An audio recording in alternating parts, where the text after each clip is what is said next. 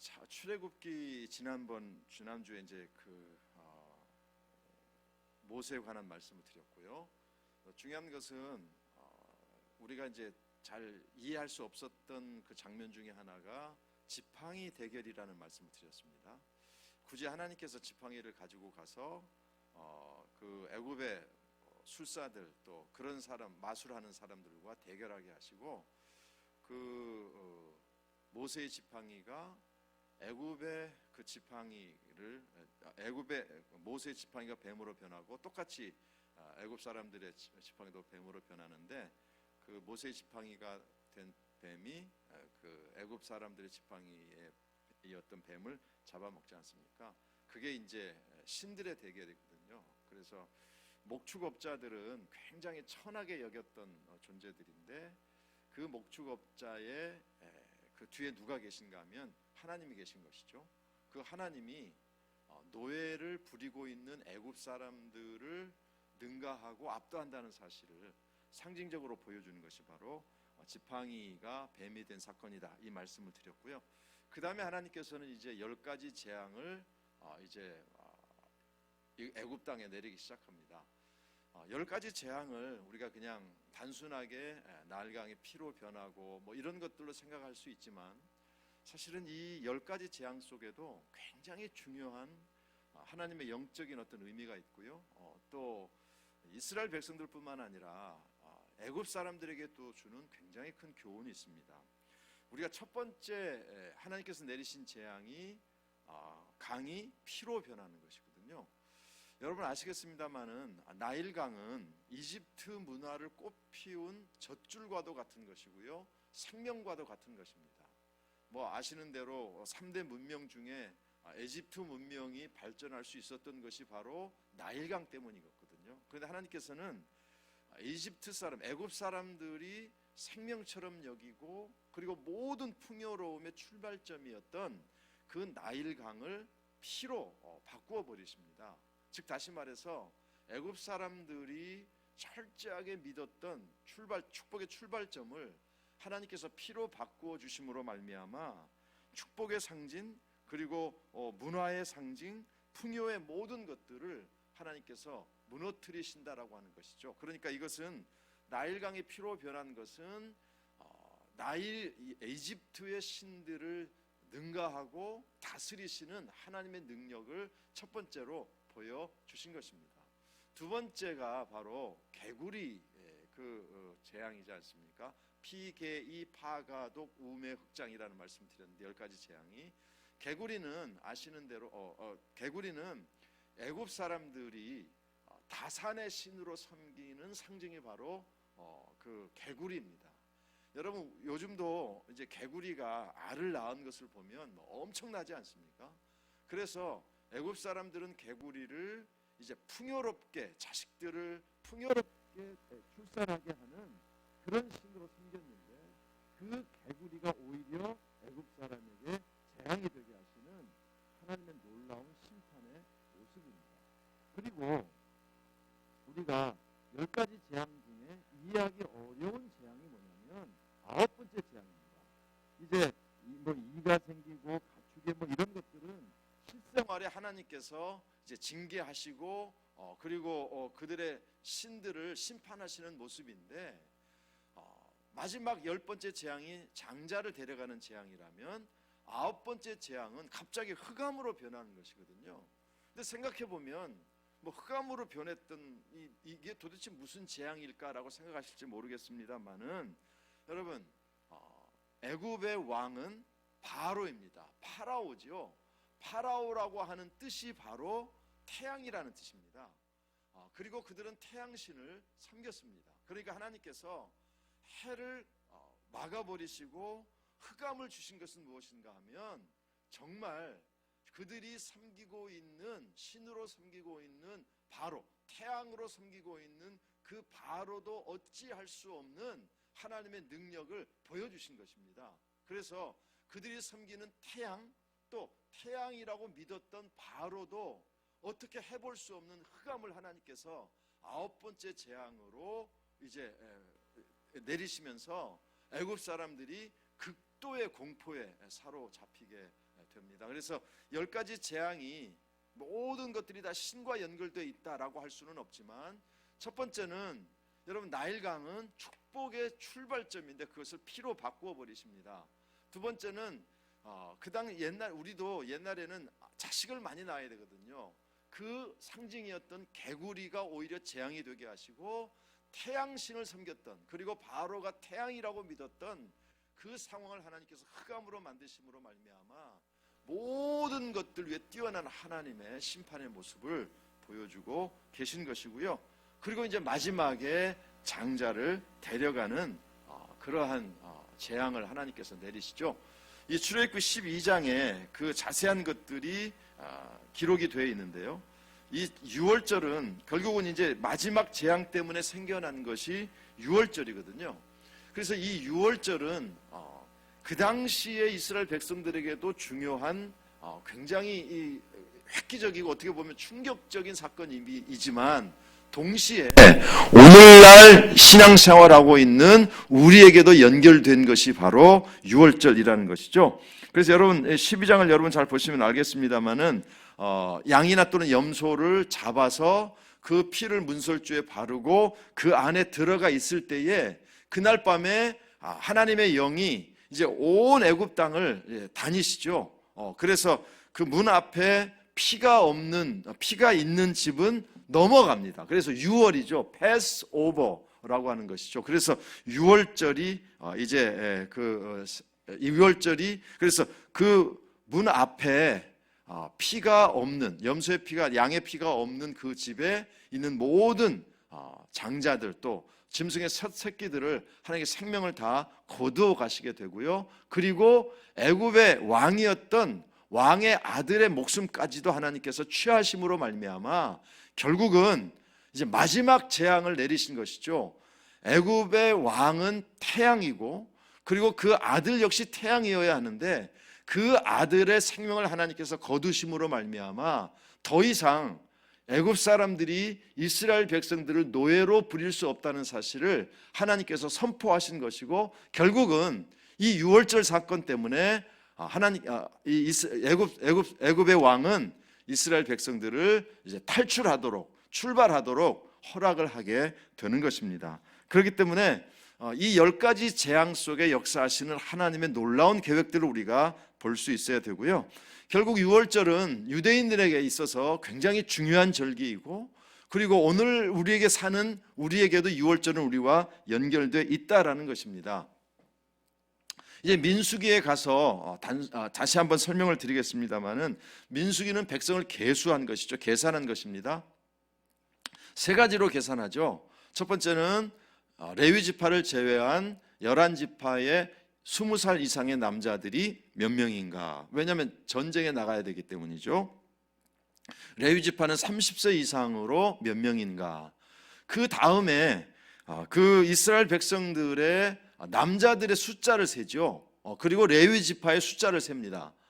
그래서 어린 아이부터 그 남자들의 숫자를 세고 레위 지파의 숫자를 세워서 그 숫자를 비교해서 모자라면, 레위 지파가 많으면 그냥 이스라엘 사람들을 하나님 앞에 올려드리면 되고, 그 다음에 레위 지파가 적으면 레위 지파보다 많은 숫자만큼은 속전이라고 하는 것을 하나님 앞에 드려서 이스라엘 백성들을 대속하는 그러한 이제 숫자 세는 것들이 나오죠. 그것은 민수기에 가서 말씀을 드리겠습니다만은 역시 굉장히 이 유월절과 연결돼 있고, 그래서 남자의 숫자를 다 세는 것은 무엇인가 하면, 애굽 사람들의 장자를 하나님께서 데려가신 것은 모든 애굽 사람들의 생명이 하나님께 달려 있다는 뜻이고요. 또 이스라엘 백성들 역시 그 염소의 피나 양의 피 때문에 생명은 건졌지만 역시 하나님의 손에 모든 생명들이 담겨 있다라고 하는 사실을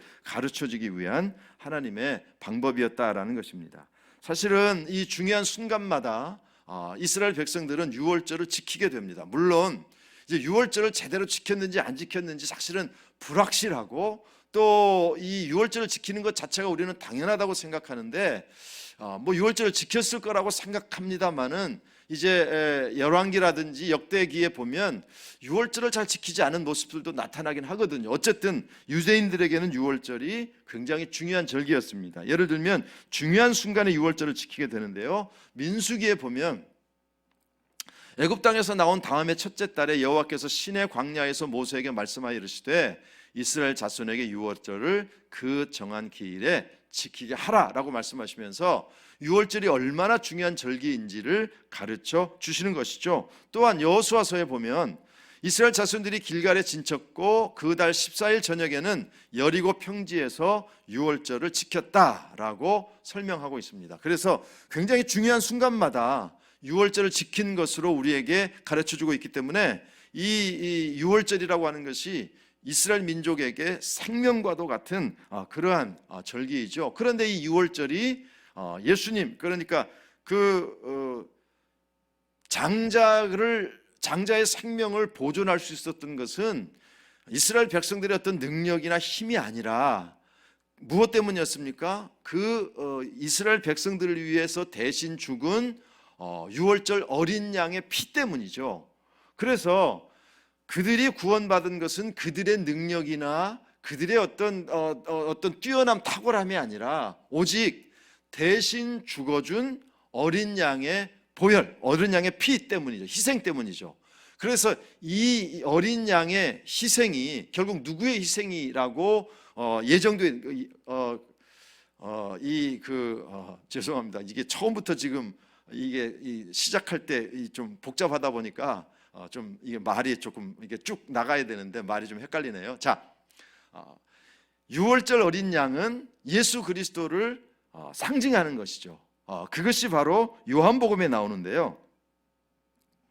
요한이 예수께서 자기에게 나아오심을 보고 이르되 보라 세상 죄를 지고 가는 하나님의 어린 양이로다. 그래서 예수님을 요한이 소개할 때 누구라고 소개하는가 하면 하나님의 어린 양이라고 소개를 하는데 36절에 보면 예수께서 거니심을 보고 말하되 보라 하나님의 어린 양이로다 라고 이야기해요. 그래서 여기서 사도 세례 요한이 예수님을 하나님의 어린 양이라고 표현한 것은 무엇을 상징하는 것이겠습니까? 바로 유월절의 어린 양을 상징하는 것이죠. 그리고 이것을 자세하게 더 한번 확실하게 설명해 준 것이 바로 사도 바울이 고린도 교회에 보낸 편지에 나오는데요. 너희는 누룩 없는 자인데 새 덩어리가 되기 위하여 묵은 누룩을 내버리라. 우리의 유월절 양 곧 그리스도께서 희생되셨느니라 라고 말씀하고 있습니다. 자, 그러니까 하나님께서는 어떤 일들을 행하실 때 아무 생각 없이 하시는 것이 아니라 이 전체적인 큰 그림을 가지고 시작하고 계신 것이죠. 그래서 이스라엘 백성들이 구원을 받은 것은 이제 10가지 재앙 중에 결정적인 재앙이 유월절 재앙이지 않습니까? 근데 그 유월절 재앙은 이 재앙이 끝나고 나서 이스라엘 백성들이 해방이 됩니다. 그런데 그 해방이 될 때 이스라엘 백성들의 뛰어남이 아니라 대신 죽어준 어린 양의 희생인 것이죠. 바로 우리가 죄의 종노릇하고 있던 우리가 그 죄의 노예로부터 탈출하게 된 것은, 벗어나게 된 것은 우리의 뛰어남이나 탁월함이 아니라 우리의 유월절 어린 양 되신 예수 그리스도의 보혈, 예수 그리스도의 속죄, 그것 때문에 우리가 구원받은 자가 되었다라고 세례 요한이 예수님을 소개했고 사도 바울이 그렇게 예수님을 유월절 어린 양이라고 우리에게 표현하고 있다는 것입니다. 그러니까 예수님은 오늘날 우리들에게 유월절의 어린 양이 되시고 유월절 어린 양이신 예수님 때문에 우리가 구원받은 자로 살아갈 수 있게 된다는 것이죠. 자, 이것이 바로 10가지 재앙을 통해서 이스라엘 백성들이 이제 탈출을 하게 됩니다. 탈출하고 나서 하나님께서는 독특한 두 장소, 우리가 출애굽기에서 절대 잊지 말아야 될 2개의 장소가 있는데 그것이 바로 첫 번째는 바로 홍해 바다입니다. 출애굽기 13장 17절을 한번 보시기 바랍니다. 출애굽기 13장 17절. 출애굽기 13장 17절 같이 한번 읽어보겠습니다. 바로가 백성을 보낸 후에 블레셋 사람의 길은 가까울지라도 하나님이 그들을 그 길로 인도하지 아니하셨으니 이는 하나님이 말씀하시기를 이 백성이 전쟁을 하게 되면 마음을 돌이켜 애굽으로 돌아갈까 함이라 그렇게 말씀하고 있습니다. 사실은 좋은 길이 있었어요. 그런데 하나님께서 그 길로 가게 하지 않습니다. 왜냐하면 그 길로 가다가는 이제 그 지역에 살고 있는 백성들과 전쟁을 하게 되고 나가자마자 전쟁을 하게 되면 백성들의 마음이 상할까 봐 하나님께서 다른 길로 인도하십니다. 그래서 10장 18절에 보면 그러므로 하나님이 홍해의 광야길로 돌려 백성을 인도하심에 이스라엘 자손이 애굽 땅에서 대열을 지나 나올 때에 라고 이야기하면서 어디로 가게 되는가 하면 바로 홍해를 건너게 되는 사건이 나오게 됩니다. 그 홍해를 건너는 장면이 출애굽기 14장에 나오는데요, 여러분 잘 아시는 대로 홍해 바다 앞에 갔을 때에 이스라엘 애굽의 군대들이 쳐들어오게 되고요, 그때 막 당황하고 무서워합니다. 그때 그 모세가 지팡이를 내밀어서 홍해 바다를 가르게 되고요, 이스라엘 백성들이 건너갑니다.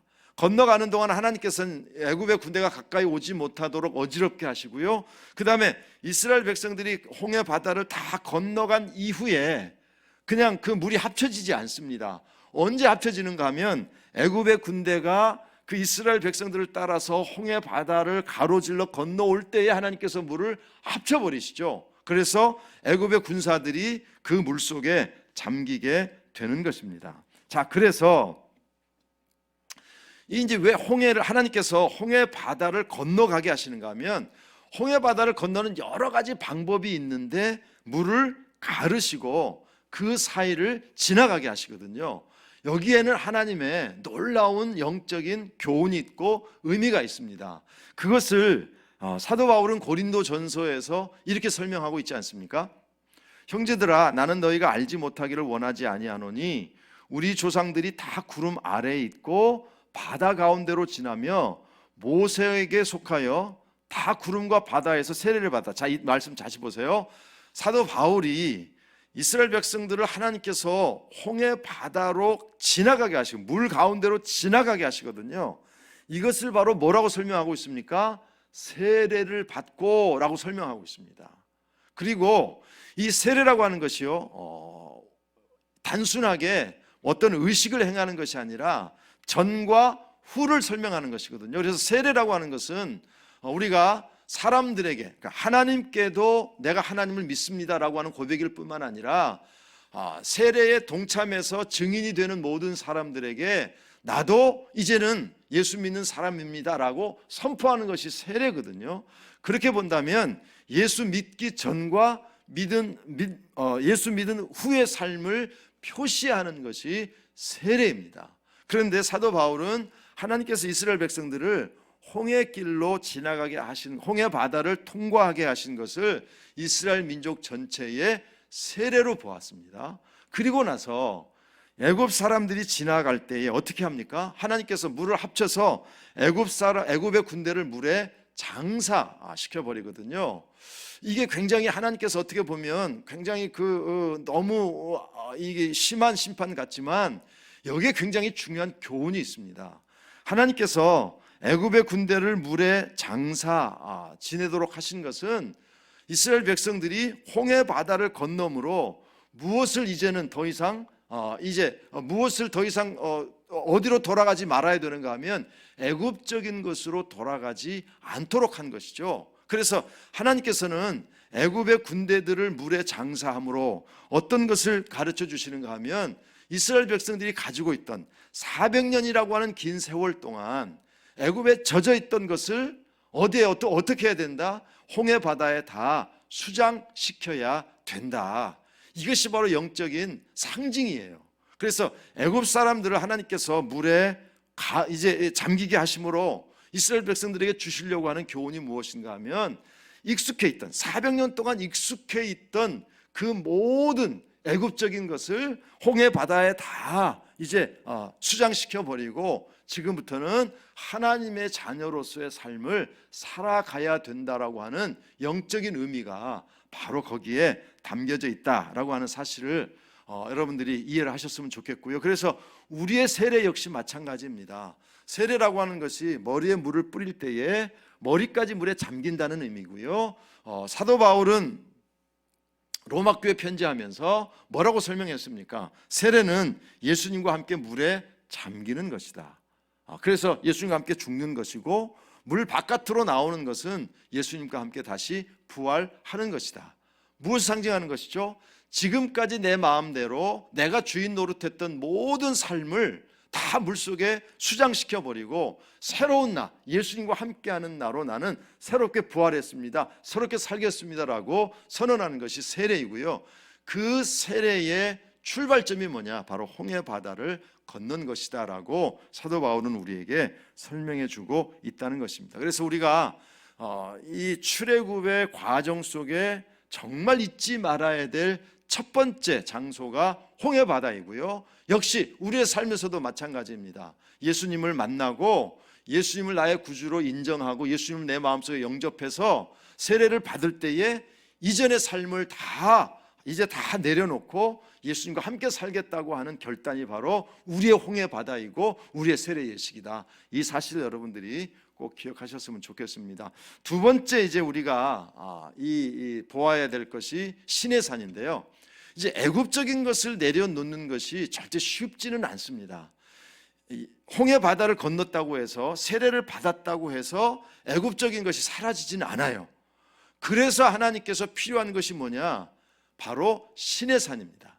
시내산은 대표적으로 무엇을 상징하는 산입니까? 바로 율법을 주신 산이 바로 시내산이거든요. 그러니까 홍해 바다를 건넜습니다. 이제는 애굽적인 삶이 아니라 하나님적인 삶을 살아야 됩니다. 하나님 백성적인 삶을 살아야 돼요.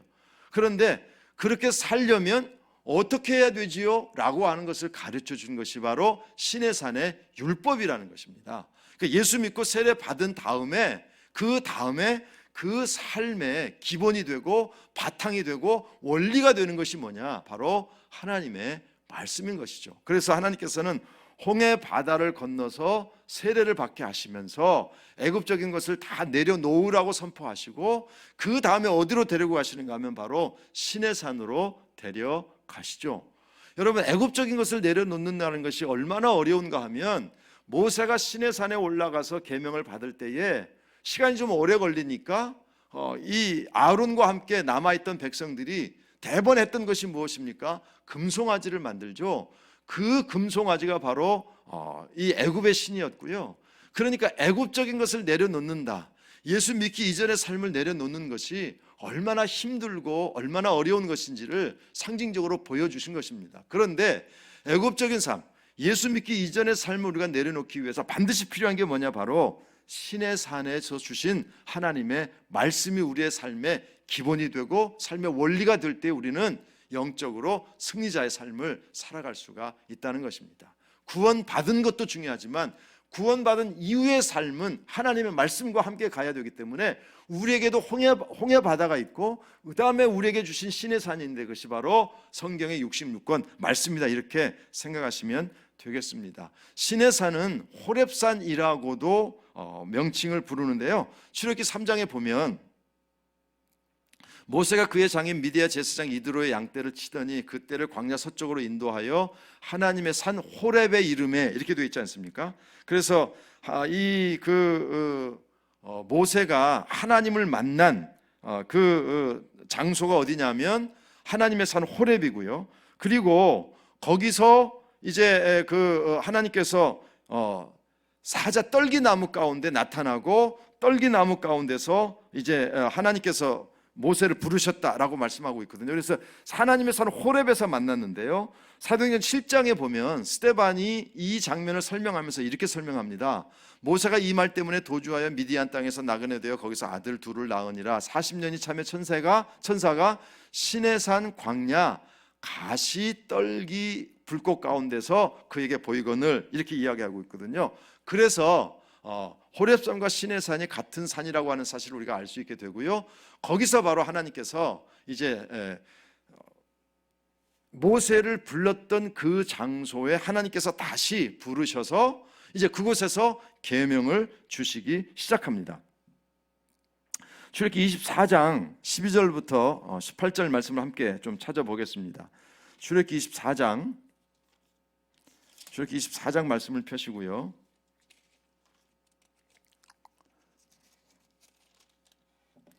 출애굽기 24장 12절부터 18절 말씀 보겠습니다. 제가 읽겠습니다. 여호와께서 모세에게 이르시되 너는 산에 올라 내게로 와서 거기 있으라. 내가 그들을 가르치도록 내가 율법과 계명을 친히 기록한 돌판을 내게 주리라. 모세가 그의 부하 여호수아와 함께 일어나 모세가 함께 하나님의 산으로 올라가며 장로들에게 이르되 너희는 여기서 우리가 너희에게로 돌아오기까지 기다리라.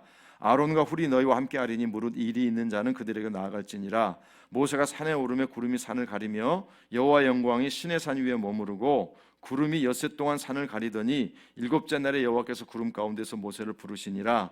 산 위에 여호와의 영광이 이스라엘 자손의 눈에 명렬한 불같이 보였고 모세는 구름 속으로 들어가서 산 위에 올랐으며 모세가 40일 40야를 산에 있으니라 라고 이야기하면서 이제 하나님께서 모세에게 시내 산으로 불러서 말씀을 주신 것으로 우리가 볼 수 있습니다. 근데 사실은 모세가 시내산에 한 번 올라간 것은 아니고 여러 번 올라가게 됩니다. 올라갔다가 내려오고 또 그 돌판 깨트렸기 때문에 다시 올라가고 이런 과정들이 있었다는 사실을 우리가 알게 되고요. 그래서 결국 하나님께서 시내산 정상으로 하나님께서 모세를 부르시고요.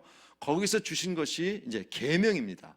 그 계명이 이제 출애굽기에도 기록되어 있고 레위기에도 기록되어 있다. 이렇게 여러분들이 보시면 되겠고요. 이제 그 많은 계명들 중에 하나님께서는 이스라엘 백성들에게 새로운 어떤 삶의 원칙을 정해 주십니다. 여러 가지가 나오는데 그 중에 엑기스 아주 그냥 그 중요한 것이 바로 10계명이죠. 그래서 출애굽기 20장에 여러분 아시는 대로 10계명을 주십니다. 그러니까 제가 말씀드렸죠.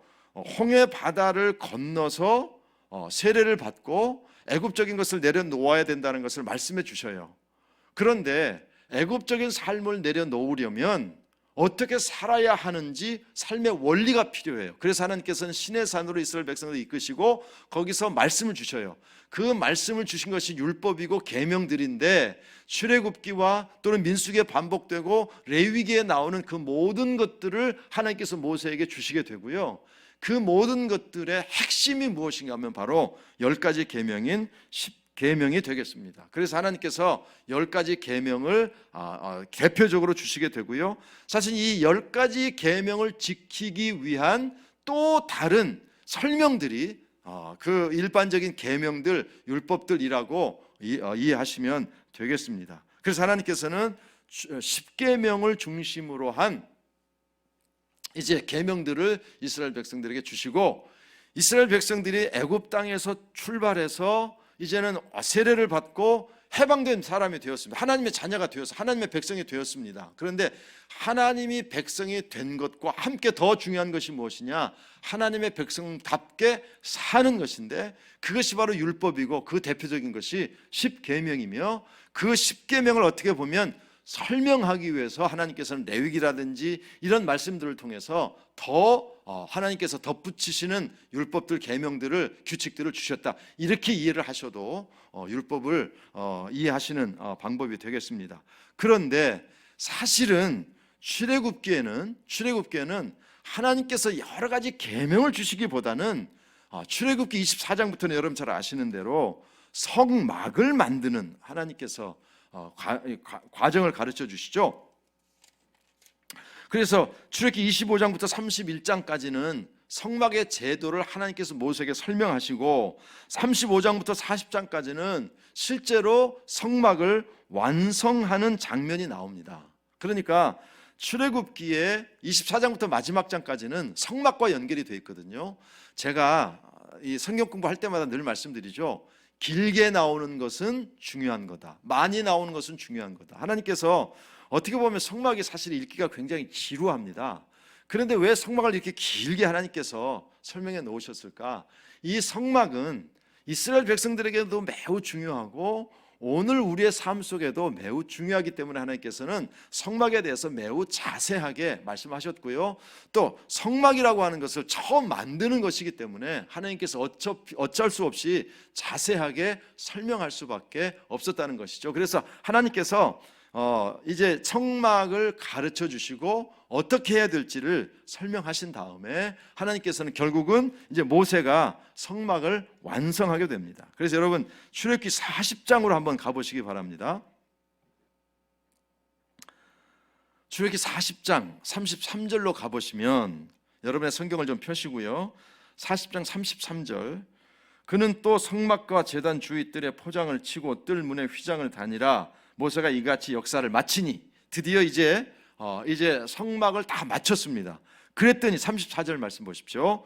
구름이 회막에 덮이고 여호와의 영광이 성막에 충만하매 모세가 회막에 들어갈 수 없었으니 이는 구름이 회막 위에 덮이고 여호와의 영광이 성막에 충만함이었으며, 구름이 성막 위에서 떠오를 때에는 이스라엘 자손이 그 모든 행진하는 길에 앞으로 나아갔고 구름이 떠오르지 않을 때에는 떠오르는 날까지 나아가지 아니하였으며, 낮에는 여호와의 구름이 성막 위에 있고 밤에는 불이 그 구름 가운데 있음을 이스라엘 온 족속의 그 모든 행진하는 길에서 그들의 눈으로 보았더라. 이렇게 되어 있습니다. 자, 성막의 중요성이 있습니다. 첫 번째는 성막을 중심으로 이제 이스라엘 백성들이 움직이게 됩니다.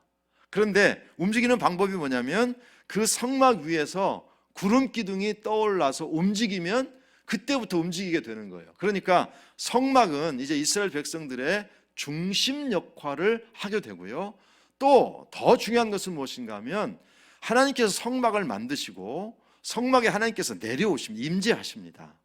여러분, 자, 제가 시내산에 아까 그 출애굽기 24장의 말씀을 함께 읽지 않았습니까? 거기에 보면 아무나 하나님께로 나아갈 수 없습니다. 하나님을 만난다고 하는 것이요, 굉장히 두려운 일이고요, 자칫 잘못하면 생명을 잃을 수 있는 일이거든요. 그러니까 하나님은 옛날 우리 옛날 분들이 기도하셨던 것처럼 높고 높은 하늘에 계시고 우리는 낮고 낮은 천한 존재여야 되거든요. 그러니까 이스라엘 백성들이 하나님을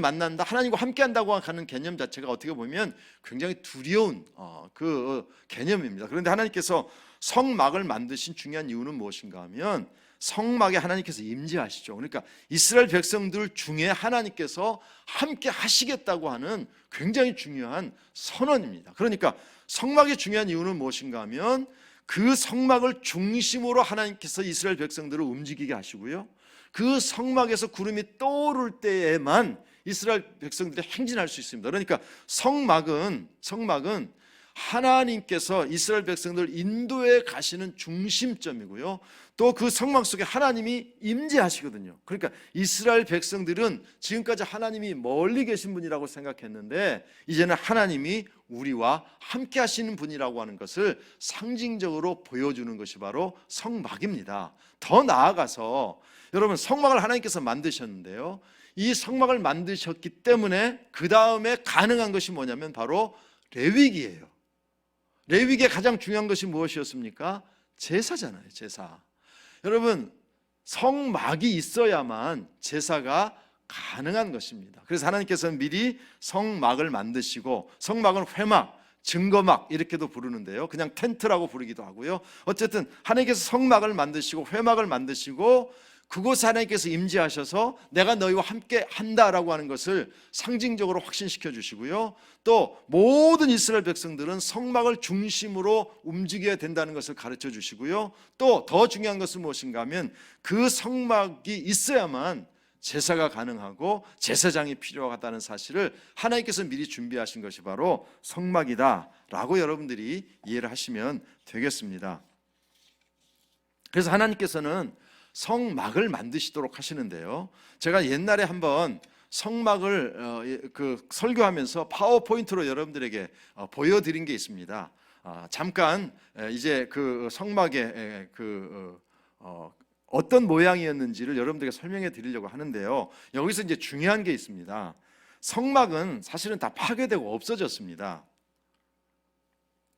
원형이 남아있지 않죠. 그래서 성막의 모양은 지금 딱 정확하게 이게 성막이야, 이게 오리지널이라고 할 수 있는 게 별로 없습니다. 그냥 성경에 나오는 설명을 가지고 나름대로 이렇게 성막을 만들었기 때문에 정말 뭐가 그 당시에 정확한 성막이었는지를 알 수가 없죠. 자, 다음 장이요. 이게 이제 성막의 전체적인 모습입니다. 성막을 보면 이제 기둥을 세워서 이제 천을 쳐서 이제 그 벽이 있죠. 그리고 문이 있고, 그다음에 여러분 번제단이 있고, 그 안쪽에 이제 성소와 지성소가 있고, 거기에 이제 구름이 떠오르는, 이것이 바로 성막의 일반적인 모습이라고 생각하시면 되는데, 아까도 말씀드린 것처럼 성막이 이것이 과연 오리지널 모습이었을까? 잘은 모릅니다. 잘은 모르는데 그래도 최대한 성경적인 것을 근거로 해서 만들어 놓은 모형이기 때문에 그저 이런 모형이었을까라고 그냥 보시면 되겠습니다. 그 다음이요. 그 다음 더 그냥 계속 지나가세요. 성막은 이스라엘 백성들의 삶에 중요하고요, 우리의 삶에도 중요하기 때문에 성막은 우리가 꼭 알아야 된다는 것이고, 넘어가십시오. 이 성막의 구조가 있는데 이건 너무나 작게 나와서 여러분들에게 설명을 드리기가 좀 어려운데요. 이 성막을 중심으로 자손들이 12지파들이 이제 자리 잡게 되고요.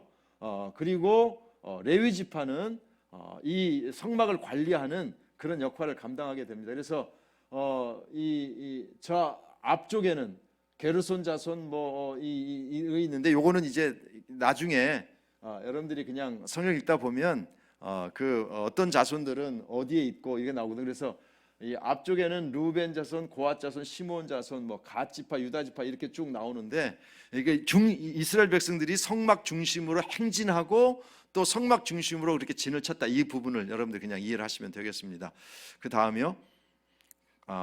성막을 위해 쓰여진 모든 재료들은 백성들이 허물로 이루어졌고요, 성막의 제작은 부살렐과 오홀리압을 중심으로 이루어졌습니다. 성막은 뜰과 성소와 그리고 지성소로 크게 나누어집니다.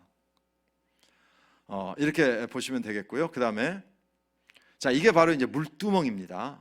바다라고 하기도 하고 물두멍이라고 하는데, 제사장들이 제사를 드리기 전에 또는 성소를 드나들기 전에 반드시 그때마다 씻어야 되는 것이 바로 물두멍이고요. 그 다음에요, 이게 바로 이제 여러분 번제단 위에 세워졌던 어떻게 화덕이라고 해야 될까요? 어쨌든 그 그릴입니다. 그릴. 그래서 여기에 짐승을 태우기 위한 그래서 이 뭡니까? 이 철망이 있어서 동물을 태우면 거기에 이제 잘 탈 수 있도록 만들어 놓은 것이고요. 이제 고리들이 다 있고 이 궤가 이렇게 꼽아져 있지 않습니까? 그것은 이스라엘 백성들 중에 레위 지파들은 이제 레위 지파들의 어떤 특별한 자손들은 그냥 이것을 옮길 때에 이 어깨에 메고 반드시 옮겨야 되기 때문에 하나님께서 저렇게 궤를 만드셨다, 이렇게 보시면 되겠습니다. 요게 이제 성소의 모습이 되겠고요. 그 천막 안에 있는 첫 번째 방입니다. 여러분 아시는 대로 이제 그 등잔이 있고 향료가 있고 그 다음에 떡상이 있고, 이것이 바로 내부의 모습이고요. 그 다음에 그 전에 지금 바로 전에요. 이제 보면 저 안쪽에 이제 휘장이 쳐져 있죠. 그 안에 있는 것이 뭐냐면 넘어가세요. 등대가 있습니다. 그 다음에 진설병 떡상이 있고요. 세 번째는 바로 이게 이제 향을 피워놓는 것이죠. 그래서 모든 이런 것들을 만들었다, 이렇게 그 안에, 그러니까 성소 안에 이 세 가지가 있었다라고 보시면 되겠고요. 그 다음에 성소와 지성소를 이제 나누는 것이 바로 이 휘장입니다. 아시는 대로 예수님께서 십자가에 죽으실 때에 휘장이 둘로 갈라졌는데, 바로 이 휘장이 갈라져서 성소와 지성소를 나누는 것이 바로 이 휘장이다라는 것을 여러분들이 아시면 되겠고요. 그 다음에요, 이게 바로 이제 지성소 안에 있는 이제 법궤, 그리고 그 안에 있는 그룹이라고 하죠. 그래서 법궤와 속죄소라고 여러분 보시면 되겠는데, 그래서 저 법궤는 그냥 통입니다. 그냥 뚜껑이 없는 통이고요. 원래 이제 그 이스라엘 백성들이 광야를 이제 행진하면서 결국은 세 가지를 그 지성소 안에 놓게 되는데, 돌판, 만나 항아리, 아론의 쌍난 지팡이, 세 가지를 그 법궤와 함께 두었고요. 그 다음에 법궤는 아까 말씀드린 것처럼 그냥 상자일 뿐이에요. 그런데 그 위에 덮개를 만든 것이 바로 속죄소라고 하는 저 모양입니다. 저 모양도 여러분 이제 인터넷 같은 데 보면 다양한 모양으로 묘사되어 있는데 저런 모양이었을 거라고 보게 됩니다. 그래서 그 법궤 위에 뚜껑을 올려놓은 것이죠. 그래서 우리가 은혜의 보좌 위에 나아가야 된다라고 할 때 은혜의 보좌가 바로 저 속죄소라고 보시면 되고요.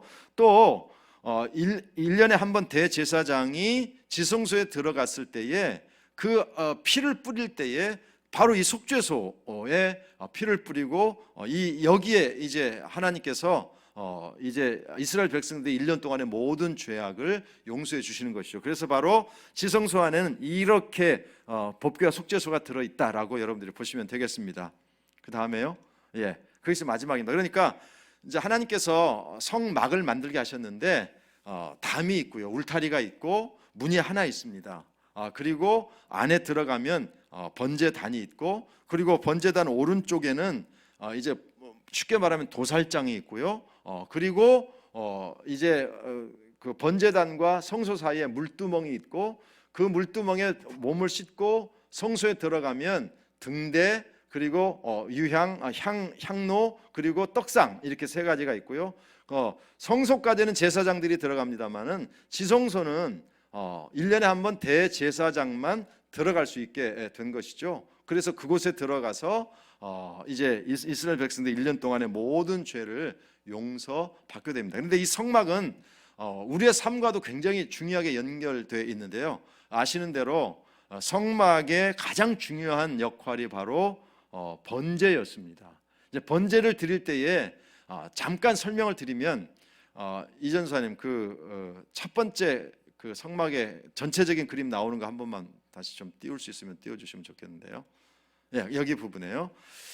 여러분 보시면 그 그림 앞에 문이 있고요. 그 앞에 누군가가 짐승을 끌고 오고 누군가 이렇게 대화하는 장면이 보이실 겁니다. 내가 죄를 지으면 내가 죽어야 되는데 나를 대신할 짐승을 가지게 되죠. 소, 양, 염소, 비둘기. 그렇게 가면 내가 그 성소를 저 성막을 마음대로 들어갈 수 없어요. 제사장이 나옵니다. 제사장이 나오면 제사장에게 내가 이런 일 때문에 왔다라고 고백을 하게 되고, 그때에 내가 가지고 온 그 짐승 위에 손을 얹어 안수합니다. 이 안수는 제사장이 하는 것이 아니고 내가 하는 것이죠. 그 안수하는 것은 무슨 의미겠습니까? 나의 죄를 이 동물에게 전가합니다. 내가 죽어야 되는데 이 동물이 대신 죽습니다. 고맙습니다라고 하는 의미고요. 그렇게 안수를 하고 나서 이제 문을 통과해서 들어가면, 여러분 보실 때에 오른쪽에 보면 이제 그림이 잘 나오진 않는데 작아서 짐승을 잡는 장면이 있습니다. 이 짐승을 잡아요. 누가 잡는가 하면 제사장이 잡는 것이 아니라 내가 잡습니다. 그래서 어떻게 보면 짐승이 죽을 때에 이렇게 내가 죽어야 되는데 하나님께서 나를 대신해서 이렇게 짐승이 죽게 하심으로 나의 죄를 용서하신다라고 하는 굉장히 심각한 의미, 영적인 의미를 가르쳐 주시고요. 이제 거기에서 흐른 피를 제사장이 번제단에 뿌리고요. 그 짐승을 이제 태워서 나의 죄가 용서가 되는 것입니다. 지금 이 번제 성막에서 일어나고 있는 이 모든 것들이 사실은 누구를 상징하는 것인가 하면 바로 예수 그리스도의 속죄의 죽음을 상징하는 것입니다. 그렇기 때문에 이 성막이 우리와도 연결되어 있다라는 사실을 여러분들이 아시면 좋겠습니다. 성막은 여러분들이 그림으로 한번 보여드렸으니까 이렇게 여러분들이 그냥 상상을 하시고 이해를 하시면 되겠습니다. 자, 출애굽기는 이제 성막도 중요하고 계명도 굉장히 중요하지만 더 중요한 게 있습니다. 여러분 출애굽기 19장으로 한번 가보겠습니다. 출애굽기 19장 5절 6절을 펴십시오. 제가 띄워드렸는데요. 여기 잘 보시면 세계가 다 내게 속하였나니 너희가 내 말을 잘 듣고 내 언약을 지키면. 자, 여기서 이제 나오는 말씀이 무엇이냐면 언약입니다. 언약. 자, 우리가 창세기를 보면서 하나님께서 아브라함을 선택하시고 아브라함, 이삭, 야곱이 중요한 이유가 뭐였는가 하면 하나님께서 언약을 하시고 언약을 갱신하신 것이죠. 그래서 하나님께서 언약을 선포하시고 갱신하시는 것이 굉장히 중요한데, 이제 출애굽기 19장에서 하나님께서 이렇게 말씀하십니다. 세계가 다 내게 속하였나니 너희가 내 말을 잘 듣고 내 언약을 지키면 너희는 모든 민족 중에서 내 소유가 되겠고 너희가 내게 대하여 제사장 나라가 되며 거룩한 백성이 되리라. 너는 이 말을 이스라엘 자손에게 전할지니라. 자, 여기서요 이 말씀을 잘 보십시오. 이 말씀이 바로 하나님께서 아브라함과 이삭과 야곱에게 주셨던 언약을 이스라엘 백성들을 모세를 통해서 다시 한번 하나님께서 언약을 선포하시는 장면입니다. 그런데요, 이 출애굽기 19장 5절과 6절이 왜 중요한가 하면 하나님께서는 이 5절과 6절을 통해서 이스라엘 백성들의 정체성을 굉장히 잘 설명해 주고 있습니다. 5절 말씀 보시면 이렇게 말씀하시죠. 너희가 내 말을 잘 듣고 내 언약을 지키면 너희는 내 모든 민족 중에서 내 소유가 되겠고, 여러분 이 소유라고 하는 것이 무슨 뜻인가 하면 이스라엘 백성들의 소속이죠. 내가 어디에 소속되었다, 누구에게 소속되었다? 하나님께 소속되었다라고 하는 것이 바로 소유입니다. 두 번째는 6절 말씀해 보시면 너희가 내게 대하여 제사장 나라가 되며, 이것은 무엇을 상징하십니까? 상징하는 것이죠.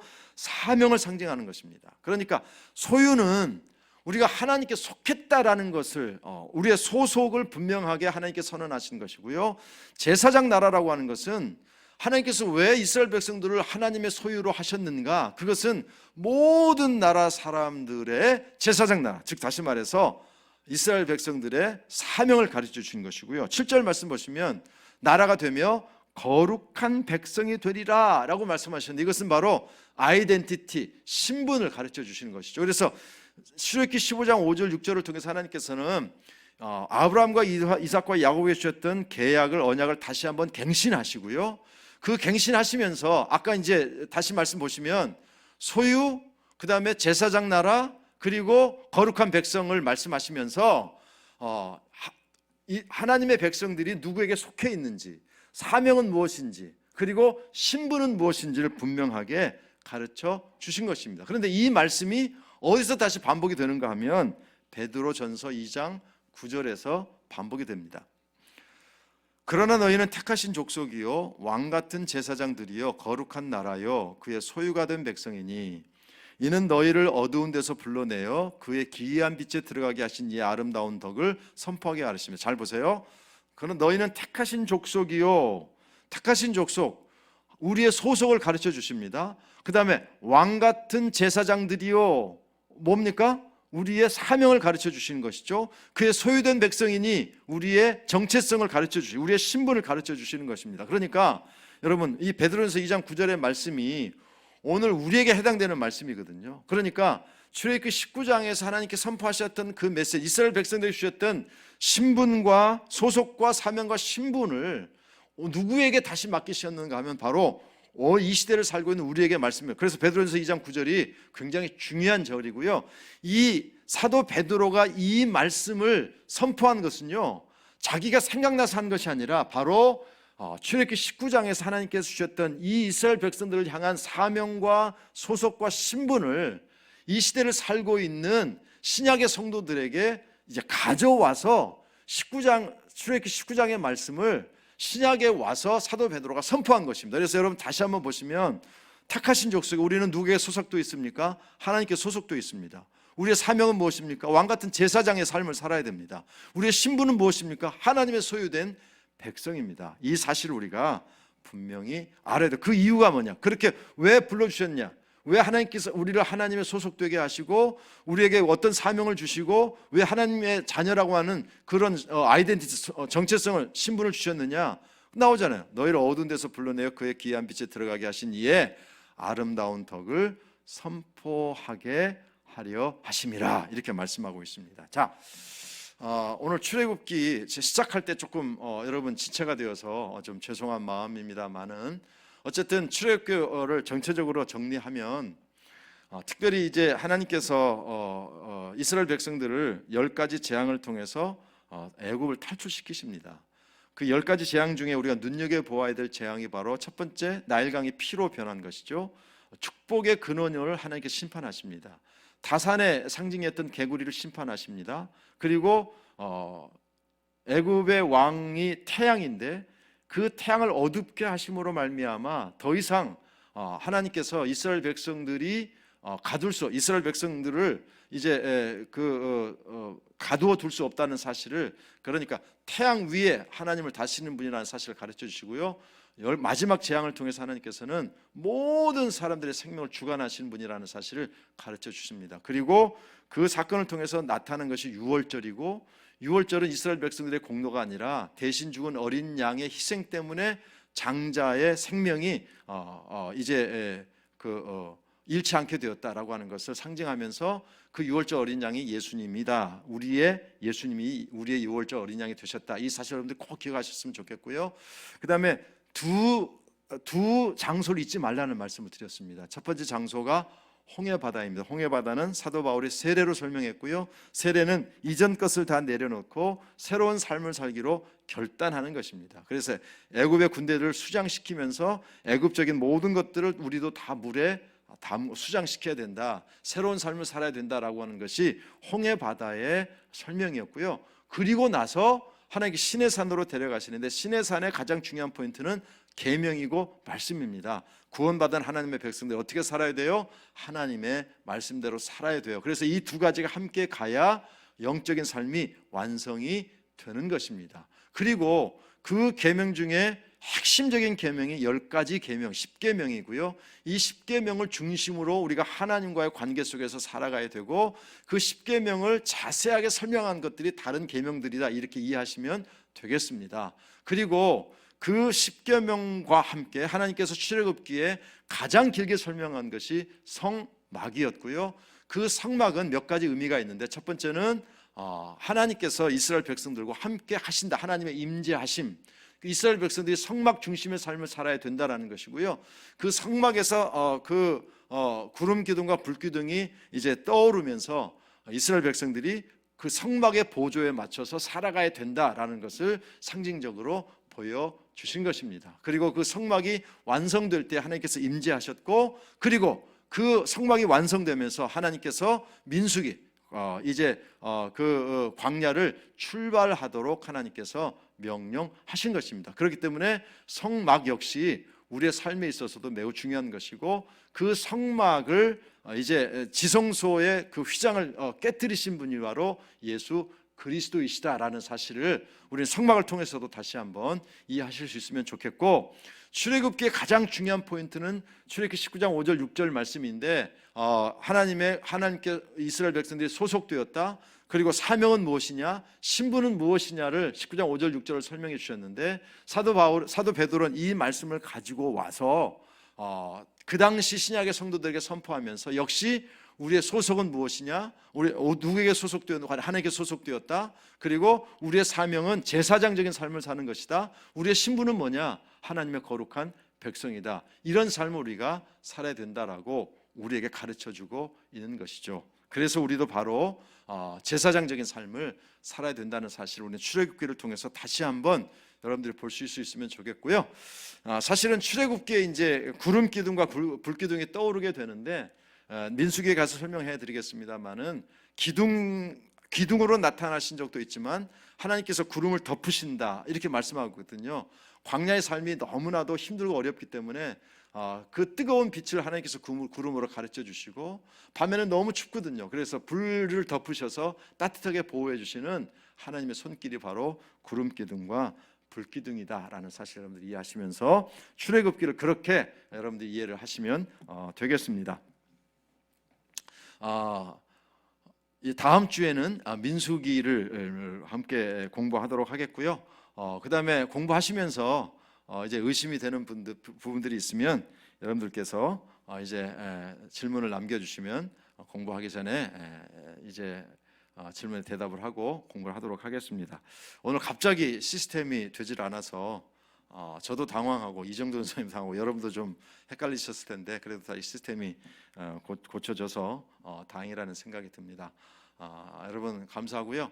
내일 여러분 아시는 대로 추수감사주일입니다. 우리가 늘 했던 행사들은 제대로 할 수 없지만, 그래도 우리가 1년 동안 우리에게 베푸신 하나님 은혜를 생각하면서 하나님 앞에 감사 예배를 드리셨으면 좋겠습니다. 과일 한 개씩 꼭 가져오십시오. 감사헌금도 정성껏 준비해 오시면 좋겠습니다. 그리고 이제 함께 예배당에 오셔서 예배를 드리셨으면 좋겠습니다. 그렇게 아시고요. 여러분 함께 동참해 주시기를 부탁을 드립니다. 제가 기도하겠습니다. 하나님, 이 새벽을 깨워서 하나님 앞에 하나님의 말씀을 공부하게 하시니 감사합니다. 하나님 출애굽기를 통해 주시는 하나님의 뜻을 우리가 특별히 보았습니다. 유월절을 통해 또 성막을 통해 이미 우리의 삶을 구원해 주시기 위해 미리 계획하셨다는 사실을 깨달았습니다. 우리의 신앙이 우리가 구원받은 것이 이렇게 심오한 하나님의 계획 가운데 이루어졌다는 사실을 잊지 않게 도와주시고 무엇보다도 아브라함과 이삭과 야곱에게 그리고 모세를 통해서 이스라엘 백성에게 주셨던 이 언약이 오늘 우리에게도 다시 갱신되고 있다는 사실을 깨닫고 무엇보다도 우리가 하나님께 소속된 자요 제사장적인 삶을 살아야 하며 하나님의 백성이라고 하는 이 정체성을 잃지 않고 살아야 된다는 사실을 다시 한번 깨닫고 오늘의 삶 속에 적용하며 사는 저희들이 되게 하여 주시옵소서. 예수님의 이름으로 감사하며 기도합나이다. 아멘.